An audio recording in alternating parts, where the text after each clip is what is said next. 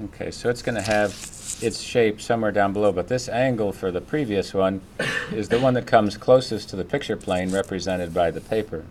So depending on where you decide to place this one, I'll just kind of sketch it out a little bit just to get me started. And again, just taking the ruler, trying to line it up, not really using a T-square or a triangle, just these two lines that are there, and that's going to establish the first line in the beginning, so that once it's listed there, just kind of draw it in. Okay, and it's a line segment that has a top and a bottom. So again, just taking it from that point to the right vanishing point, right hand side, and just a light line, because it's not going to go all the way. Do the same on the opposite side. And again, just by putting the pencil down and rotating the ruler makes it a little bit easier to get it set up, so it's placing it there. The other idea is trying to sketch it all freehand. So again, this shape is somewhat square.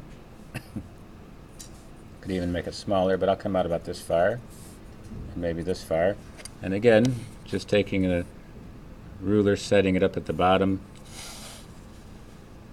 placing it there. I'll make this a little heavier so you can see it, but don't make it that heavy on yours so you can take it out there. So it's going to have these 2 points, and those are just going to wrap themselves to the other side. Those aren't actually the object, that's just the shape of this cube in perspective. And every segment that you see is going to have that. So now down below, this is the part that has the base, and then as it tapers to the top, it's a little bit of a trapezoid shape. So an easy way to do this is just to cross the diagonals and pick one point to wrap around to find the top. So if I focus on that, there's the diagonal. This one's hard to see in the back, but that gives it to that section. So when you take a look, that's the diagonal. So now I just have to determine how far I want to do this, and say I make it that distance, then I just have to wrap it around this point. So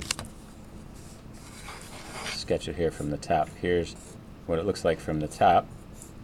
There's the X. So if I put a point here, all I have to do is go horizontally here till it intersects this diagonal to this vertical to that one diagonal, back left, and that's the shape. So that's what this would look like from the top. So this corner represents this piece right here. So I line it up to the vanishing point to the left over that direction. And I don't have to go that far, then just wrap it around as long as everything is now going to a vanishing point that isn't a vertical. Just going to stop right there. That's going to go to this one. And if accurate enough, they should line up to the vanishing point to the right. It's pretty close. And then just take this same, just keep it locked right in there so you can see it. Goes right down to that side. This point just going to the one on the right. And this one's pretty much down the middle. And then once you have that completed, it's just a matter of, again, you have the linear perspective right now. Okay, you've used line to make the shapes. Now it's just a matter of doing the shading. So I'll just put in see if I can get a heavy line into this section here. So there's that piece. Just so you can see it away from the red part.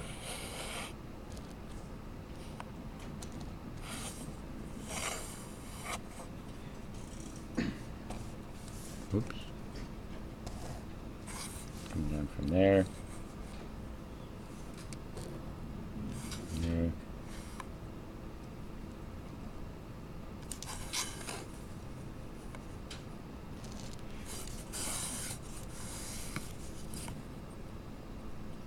Okay, so I'm only making it a heavy outline so you can see it, because the idea then is to then shade this, picking a light source, and however thick or dark these lines are, you're trying to lose them with this tonality and trying to create that piece. This part that has the pattern on it is pretty easily drawn in there. Again, you still have, say it goes to the left or the right, on this side. This is the rectangular shape that you have. So you just need to find the center point. So I'll just take the drawing that's still there, just find the center point here. And again, the only vertical lines will be the ones that are coming up to the side. This one's tapering it up to the top. So just kind of watch this real quick.